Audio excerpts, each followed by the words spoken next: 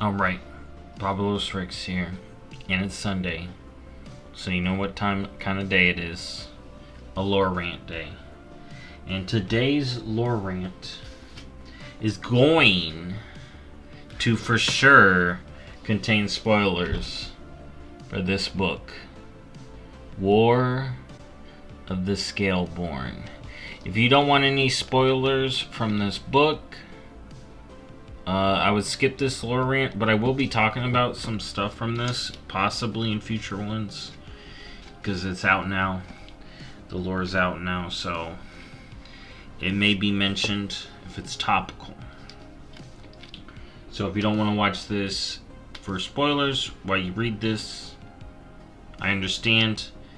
My review of the book, I didn't do like a proper video, but I'll give it here. I thought this book was great.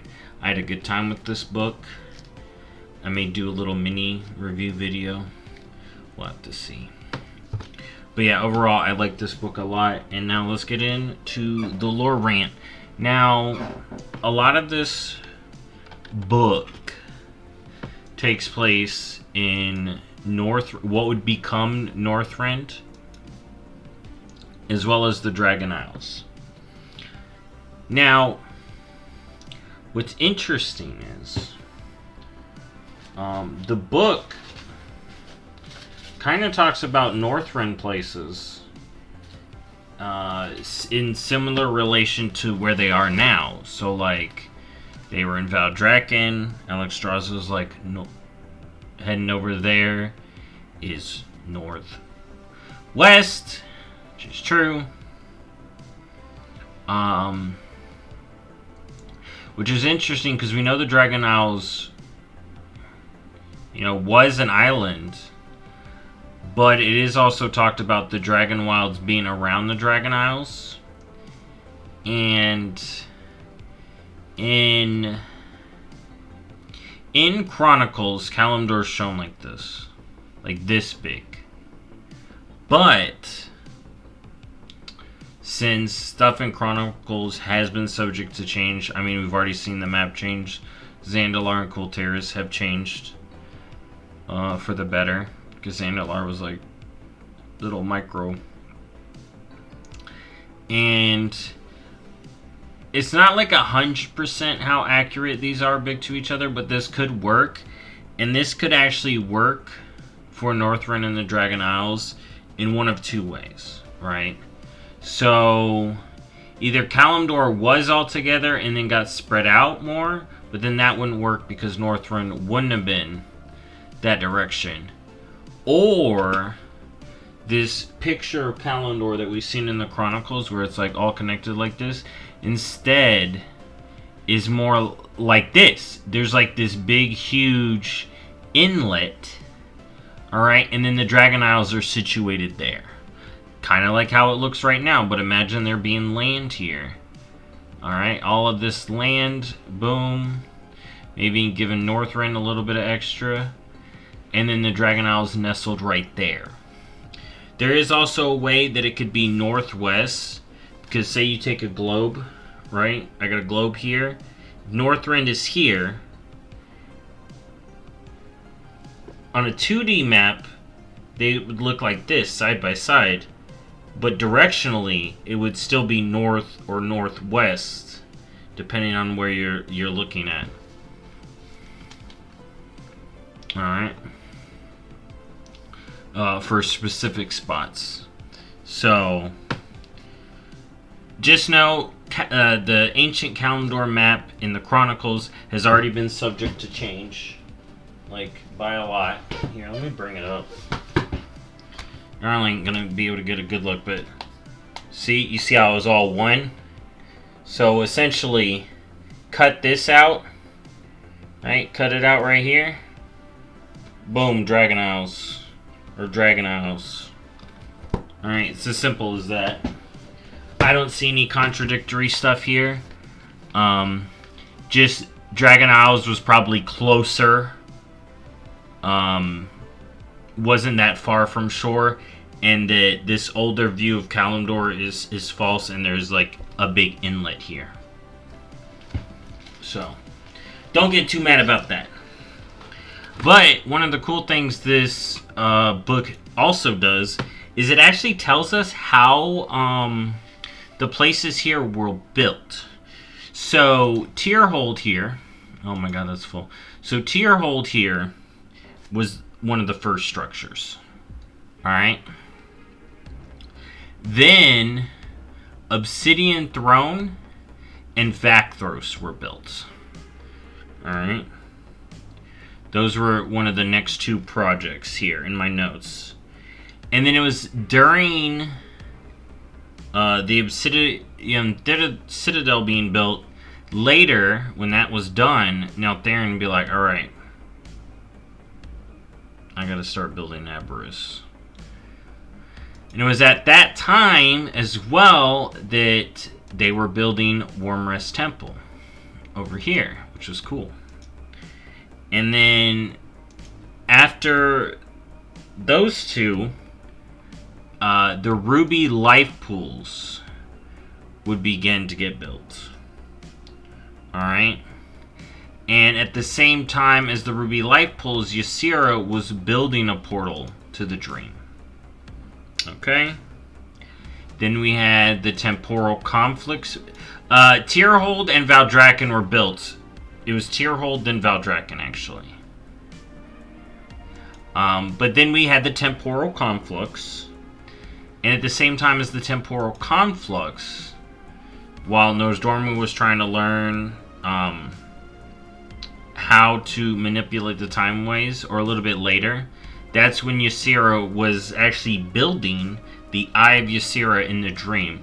So one of the cool parts of this book is we actually get to see the dragons build up a bit, because this book takes place over like 500 plus years. Just about. Alright. Now, I'm gonna cut through my notes here. So I have Northrend, northwest of Valdrakken. Yeah, so it was northwest of Valdrakken. So we take Valdrakken, northwest, and we get there. Alright. We learn that Farak is Alexstrasza and Ysera's cousin. And he actually helped teach Alexstrasza how to hunt as a baby proto-dragon. Viranoth is the oldest, or one of the oldest primalists, followed by Eridikron, I believe. And then Farak and Raszageth are the youngest. But they're all pretty old dragons. They were all around at the same time as the Aspects. Alexstrasza is old friends with Viranoth, but Viranoth had a family, and Alexstrasza, even in the book, it's mentioned that she helped protect Viranoth's clutch. Viranoth lost a lot of her clutch, but Alexstrasza was there to help. Alright, Eridikron, we find out he has a sister named Acronia. She became ordered, got upset, and then left. And there's like a whole thing with her. But we also learn that primal infusing as a proto-drake is dangerous. And a lot of dragons died. And it was one of the reasons Viranoth was questioning it. But it did bring up an interesting question, right? Viranoth gets ice, right? We don't see an elemental lord of ice. We have a water elemental lord. So I thought that was interesting. I wonder how the elements... So, because we see elemental of earth. I don't know if the elemental lords are involved in primal infusion, or if you just have to, like, eat a bunch of lava or ice cubes. You know, we don't really get a good thing, but it's like a magical process.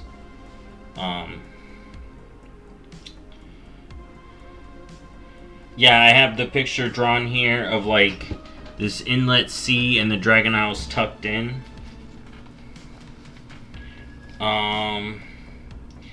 So, alright. We also see a point where mortal races set up camp over here in the Apex Canopy. Alright, so that would be like right here. But here's the thing. Where the hell did they go? They're trolls. Where did they go? Blizzard, where did they go? They didn't die. And there were mortal camps all along the border between the Dragon Isles, and which is called the Broodlands, and the Dragon Wilds.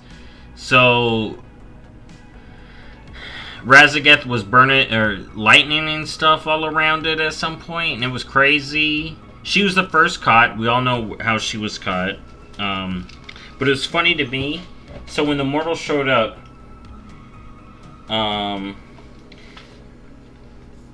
Neltharion was like, what do we do? What do we do? And Norse Dormu was super excited. He was like, oh my god, bro. These mortals are going to have a lot to do. Let me tell you. So I thought that was great. And then, so these were primordial trolls. So Ysera was like, are these mortal races peaceful? And Norse Dormu was like, nah. I thought that was great.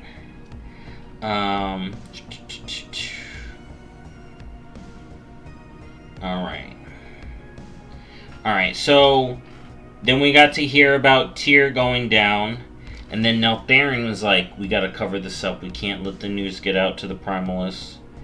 And then Iridikron was doing false flags, using his sister, who was ordered and tortured by Raszageth. Alright. Then I have here the big parlay. There was a big parlay. And that went horrible. The egg thing got out. Because we learned the Titans were told the aspects to take eggs. Tyr was like, yo, Alexstrasza, you gotta take these eggs. I have here Bones of the World. So there's this big mention, right, of the Bones of the World. And Iridikron doing stuff with the Bones of the World. And Neltharion, because he was Neltharion at the time, also mentioned the Bones.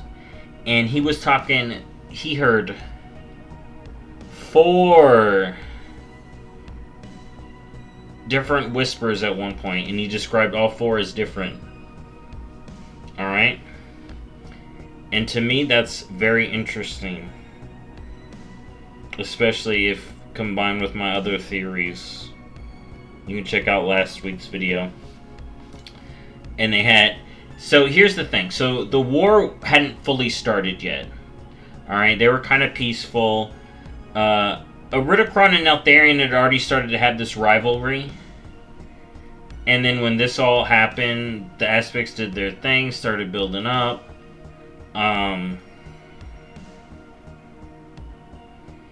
That's when he started doing... When things started heating up, that's when Iridikron started doing the false flags. And Raszageth had already been doing shit before. So, Raszageth, from the get-go, she was the second to be infused, I believe. Iridikron didn't even do it at first. Farak was the first. The very first. Then Raszageth, then Iridikron, then later Vironoth would undergo it. And Iridikron was literally, like, we'll talk about the power scaling later. Farak's dumb. He got knocked out within the first 24 years of the actual war, which started after Raszageth. So Raszageth was the initiator, honestly. She flies over with Archronia, and she's like, yo, I'm gonna mess around in the Reach. Little did she know, Deathwing was, not Deathwing, Neltharion was fiddling around with the Evokers, okay? This is when it gets super good, too. This is early on. So, Neltharion took some of the mortal essence from the mortal races he saw in the Tara sect and whatnot. So he's like, yo, these primordial trolls, I'm gonna use these. Started doing tests in Aberrus. And this was after most of this stuff was built. And then when he finally perfected it, he was having a great time with the Evokers. We all saw this. He had the Oathbinder, blah, blah, blah, blah, blah. So Razageth rolls over and just like, I'm gonna... Just noticed it. And she's immediately like, it's time to attack this place. So she rolls up with her crew. Acronia in tow. Alright. Acronia mad at the Black Dragons anyways. Because she felt oppressed. And then... Emberthal and Cinderthresh literally 2v1 Razageth and nearly took her out completely. Cinderthresh literally grounds Razageth by herself. There were 2 other people, but they got one shot. They didn't do the mechanic right. They were standing in the swirls. Cinderthresh just, boop, knocks her out the dang sky. And then she got blasted. But she was fine. Then Emberthal rolls up like, Razageth, I'm about to one-shot you. Razageth is losing her mind at this point. And then that's when the whole cutscene, she shoots Neltharion. The glove breaks because he made it for a human hand, not a dragon hand. So he couldn't be in his dragon form. Boom, starts the whole thing. Then the second Neltharion's like, oh my god. I feel like the Evokers are gonna think I'm a dick. So as the Oath Breaker was like blowing apart, like breaking, he did one final order, which I think was super cool. And this is literally, in my mind, his last order as Neltharion, completely uncorrupted. Completely uncorrupted. He had heard whispers, but he had never faltered. Uncorrupted. His final order to the Drakthir. And then it broke. We don't actually know what it is, but I think it's protect Azeroth. Because that's all he thought about. He legit was really cool in this book. It's a really good look at Neltharion. But this is when he starts to falter. So he used the Void first time. Boom, they're like, you need our help, you need our help. He has no confidence. Boom. He's overconfident, yet has no confidence. You know? So, boom, locks her into the mountain, builds the thing, and is like, okay. Mind wipe everybody who was here. All the black dragons that saw what went down, like hush hush. We're locking up all the evokers. I need to call up Malygos. Calls up Malygos, does all the stuff, locks up the evokers. He ain't even going to try to explain it to him, not reason with them. All the evokers was just like, man, that battle was crazy. Neltharion like, bye, good night. Boom. And here's the thing. Had the evokers been usable, literally, in this war, the Primalists would have gotten so dumpstered, it's crazy. So, I've talked about this on Twitter, I may mention other stuff. Evokers are literally the strongest class in the game lore. By a mile now. Right? The only DH that can keep up with an evoker is Illidan himself. Right? Evokers would be able to do laps around a Demon Hunter in the air. Alright? Demon Hunters are strong. It would go Evoker, Demon Hunter, Death Knight. People go, oh, well, Arthas beat Illidan. Arthas beat Illidan when he was nerfed. And he has gotten powerfuler. A basic Death Knight and a basic Demon Hunter, Death Knight gets dumpstered. Alright? Gets dumpstered. Okay? Death Knights got superhuman strength. Okay? Demon Hunters have superhuman strength and speed. And demon powers. Death Knight's got death powers. But we've seen the power scaling on that. Alright? Unless you tap it into Shadowlands magic. And Evoker's dumpster them both. What Neltharion did to Evokers, he literally, like, made them crazy strong. Okay? If they can cap a Primal Incarnate with, like, 2 of them. Imagine... There were, like, hundreds of Evokers. Imagine... And this is pre-nerf. Imagine 100 Ogvoker buffs on one character. Bro. 100 Ogvoker buffs on one character. They funnel all that Ebon Might into one that character. So strong. But yeah, so that whole thing was great. The Forbidden Reach stuff was great. I loved that. And it was just a little part. It was just a little part, really, at the beginning. All that stuff. And then the rest of the times, like, we don't talk about the Forbidden Reach. Alex Strauss is like, do you want to talk about it? No. Alright. Then at one point, Nozdormu talks about alternate Alexstraszas. Apparently there's an Alexstrasza alternate that 1v1'd all the Primal Incarnates to end the war. But then she went too evil after that. This is the Alexstrasza that was like, 1v1 me, bro. Oh, you got a prop? 1v1 me. 1v1 me. Then after the Primal Incarnates, Neltharion or Malygos would be like, hey, I don't think... 1v1 me. That was... Makara Alexstrasza was wild. Just to hear about. It's just an off thought. I thought that was so funny. And so cool. So we know where the first Farak assault went. The first Farak assault ever was in Onaran Plains. Confirmed. Alright. Confirmed. Alright. Then there was like this whole big cool battle here with Farak trying to get from like the duck area. The duck area was super important, yo. No. I think they're talking about right here. Knock it and hold. This was like a battle point. And then right here, the duck area is super important, let me tell you. But yeah, so this is... Farak got captured right here. And it was by Malygos. He pretended to be Alexstrasza. And he goaded Farak. It was hilarious.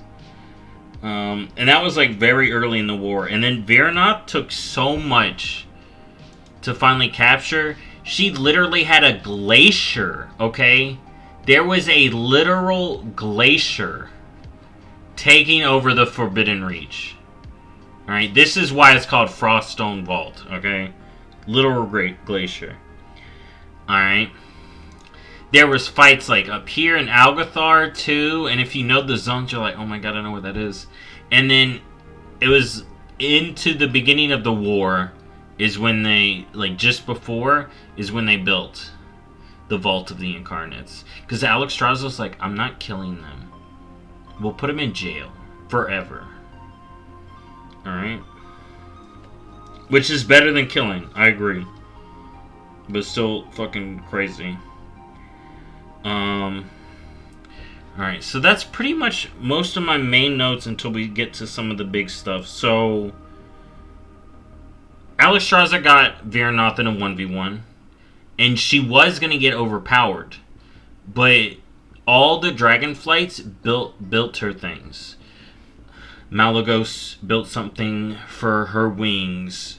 Neltharion built her like a chess piece. Ysera gave her vine gloves. She was getting decked out in gear.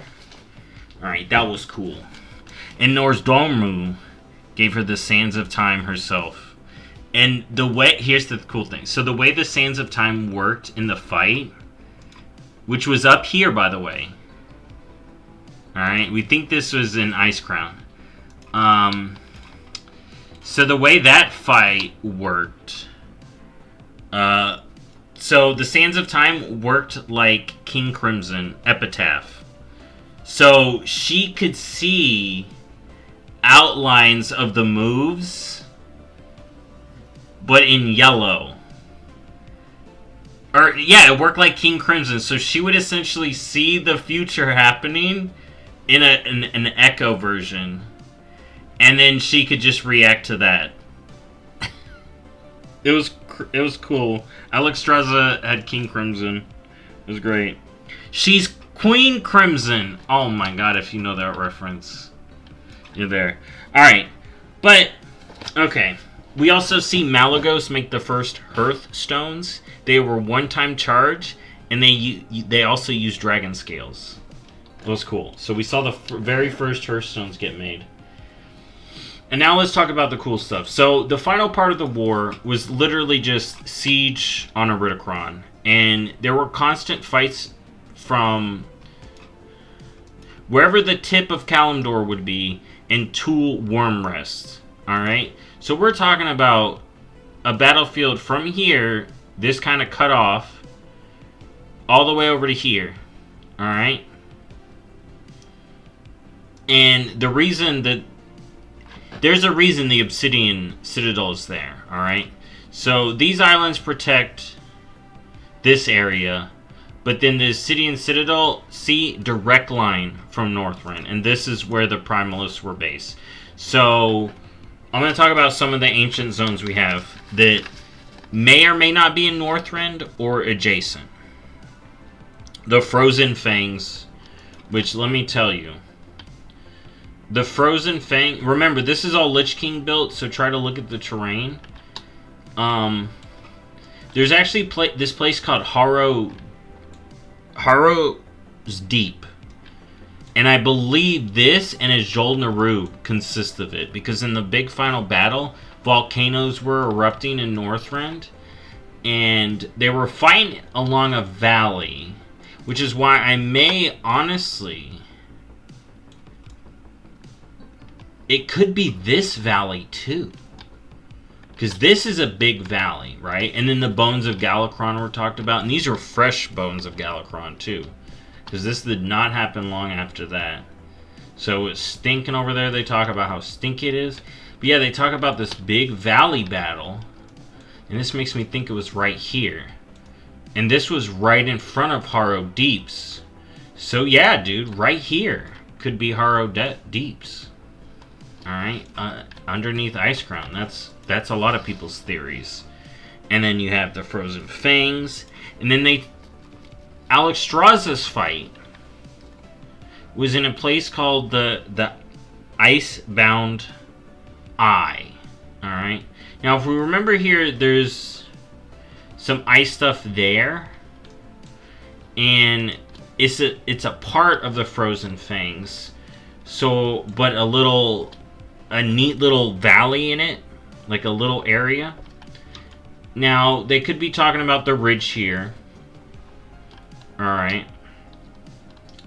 They could be talking about this little area. Alright. Or this open area we have here. You know, the Icebound Eye. You know, it would be right there, right? Another place that's talked about is Frostfire Chasm. Alright, that was mentioned.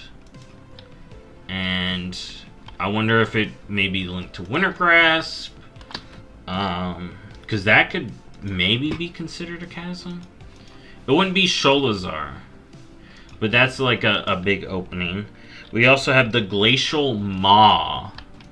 And again, these are just side areas mentioned. That could be honestly a place in Northrend. Or not Northrend, in Dragonblight.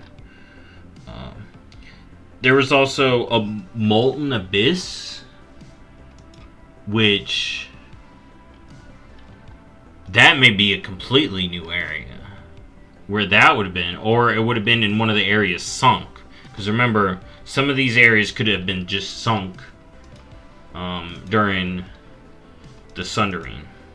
Alright. There's also a place called Emberstone. Again, I don't know many flaming places here.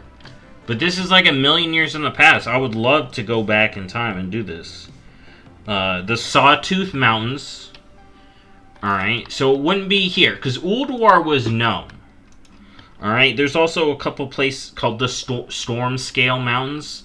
This is probably where Razageth hung out, you know, along these mountain range here in South Storm Song. And a place called the Whorl. Alright, which I don't know where that would be. I don't even know what a Whorl is. I'm gonna be real. But yeah, there's the Sawtooth Mountains, and look at these. Very easily be this mountain range here. Northrend's got a lot of stuff going on. We also heard about a place called Icewing Rift and Cinder Frost Vale. So we have these like fire areas, and I'd imagine these would have been where Farak is. And they ain't no volcanoes here. We saw a little volcano there. Maybe it was this ridge here. Ooh. Cinder Frost Vale. May have been this area. Again, Emberstone, I have no clue. Could that have been that place I was looking at in Dragonflight? The flaming area right there. You know? And all these weren't really talked about, so I imagine all these dragon shrines were built after. Okay, because the war was taking over all of this area. Like, all of this area was war. Okay, because it felt like they pushed here to Wormrest. A lot of stuff around here. So, some of these areas that I mentioned, like Icewing Rift, Cinderfrost Vale, Emberstone, all could have been parts of here. You know, how did Gundrak look? Minus the trolls, dude. Terrain-wise, you know? I'd love to know. And they didn't talk about mortal races here. Alright, so there's that. Okay, the other big thing. So, we got into the big final fight, alright? It was Neltharion and Iridikron in the Harrow's Deep, which, like I said, could be right over there, where he makes his maw, and you see all that underground area open up, and all the dragon stuff, so that could very easily be part of Harrow's Deep. Alright, and Deathwing would probably take Iridikron's place and fix it up for himself, because the cool part, so Iridikron had this big, Harrow's Depth was like this cylinder with rotating maze-like things around it. He was the master of Earth, all right, and that goes into this power scaling thing.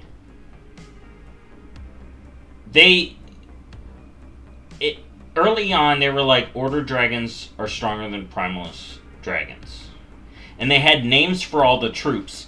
Naming all the troops was great, because I could imagine this play out as a Warcraft 4 or Warcraft Origins Dragons. And it's like a Warcraft RTS game, because they gave troop names to all of them, which was super cool.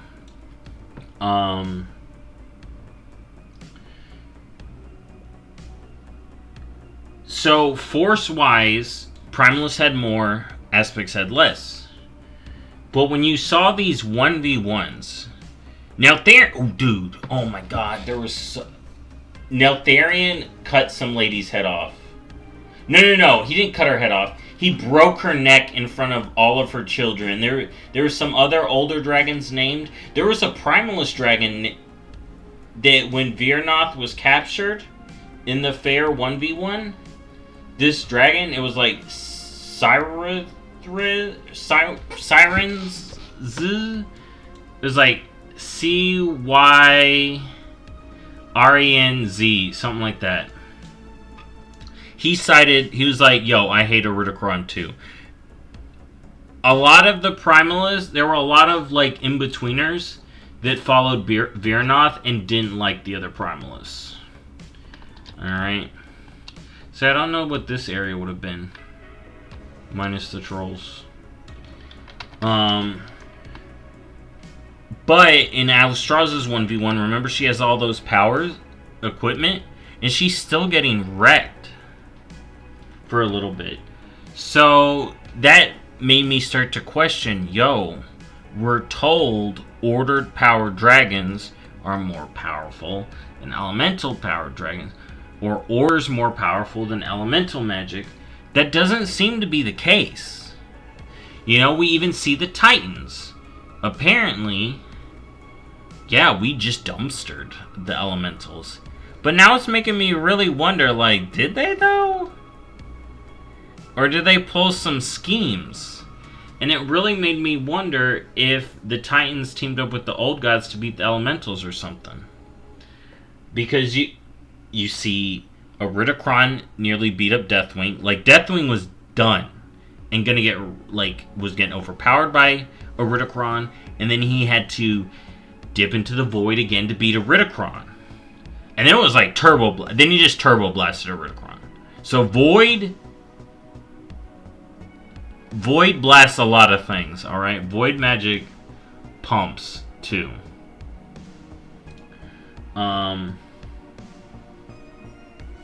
Oh, but they would have been close to where the Void is. But a Ridicron didn't have any links to the Void until his fight with Deathwing. Deathwing pumped all the Void magic into a Ridicron. So that may be... Then imagine a Ridicron in prison for 15,000 years, 20,000 years. Just full of Void whispers.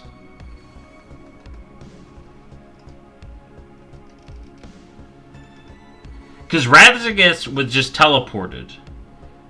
Alright? But he pumped a Ridicron. A Ridicron, as far as we know in the book, it didn't show to me at least, he wasn't whispering with the old gods. Otherwise, he would have known what Neltharion was going to do. And it didn't really seem like it. So, that was very interesting.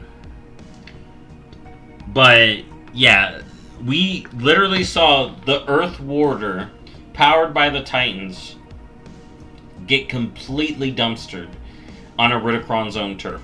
Was it because a Ridicron had a home field advantage? Maybe. Is it because a Ridicron was fresh?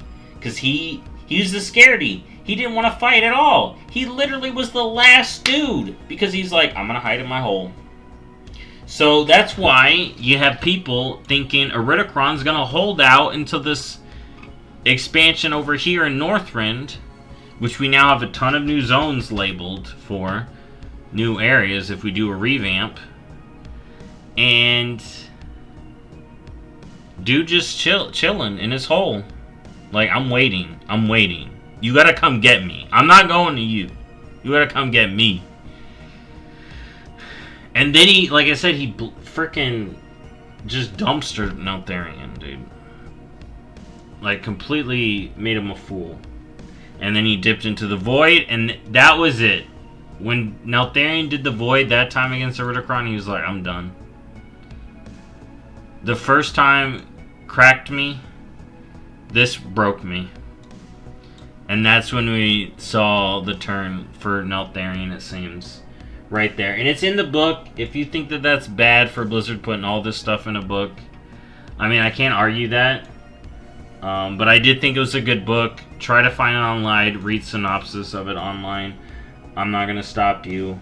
I thought it was really good. Like I said, we actually see elemental dragons overpower order dragons when we've always thought, oh no, the order dragons just win. And through unity, like with the Alexstrasza fight, the order dragons win. That is the big overarching message for order, is through unity we are stronger. Which I think is a good thing for order. And I like this idea of order and life teaming up because they are very opposed to each other. We actually see that in a lot of things lately. We see Tyr being like, we need to order this life. This life is uncontrolled. But then we actually see the benefits of it. But there's a lot of stuff about elemental magic that we don't know. I like elemental magic. Elemental magic seems cool. I'm a shaman fan. I do think shaman are coming soon as well. That's going to be in another video this week. But elemental magic is very special. And I used to think maybe it's derivative of the big six, but it doesn't seem to be, because the old gods corrupted the well, you know, and we got Galakrond. Then the Titans put some stuff in the well, and we get Order Dragons, but we see this, the original Water of Azeroth's power, that elemental power, seems to be very big in Azeroth. So, either she's something different, or World Souls are naturally elemental, and maybe Aman'Thul's just been doing the order. Who ordered him? Alright? Freya, we see at odds with some order stuff going on, because she's more life. Like, what is it about Titans? Are Titans just formed by how much juice gets pumped into them at the time? And which juice is bigger? Like, we had Death Juice and we got Argus. So I think that's really interesting. And yeah, I basically summed up the book for you. There's probably better videos summing up the book, which is why this isn't a video summing up the book. This is me riffing about the book. Talking about it in a solo rant. But yeah, I would love to see Old Northrend. I am curious where these spots are on the map, because these do feel like intentionally named. Like, we got two mountains here. Could one of these, could this have been Cinderfrost Vale? I just wish we had, like, there's like no fireplaces here. You know? We didn't hear about a big forest, but I mean, there would have been there during the war. This tree wouldn't have been there. Because if you think about it, dude, a lot of stuff in Northrend happened... A lot of stuff in a lot of the world happened way after the dragon stuff. This was all connected. You know? That was a well. We have primordial trolls up here. And I guess all over here, but they were disappeared here. Oh, there is one big complaint. So the Primalists, right? The Primalists at the end, people were like, you gonna have Primalists go away for 2,000 years? Or 20,000 years? Bro, the Primalists got wrecked. They all hated Eridicron. They have no leader. They just really like the elements and hate order. So you know what they did? Got over it. Or small groups of them just stuck around, unable to do anything until the dragons come back. Because the Primalists had nothing.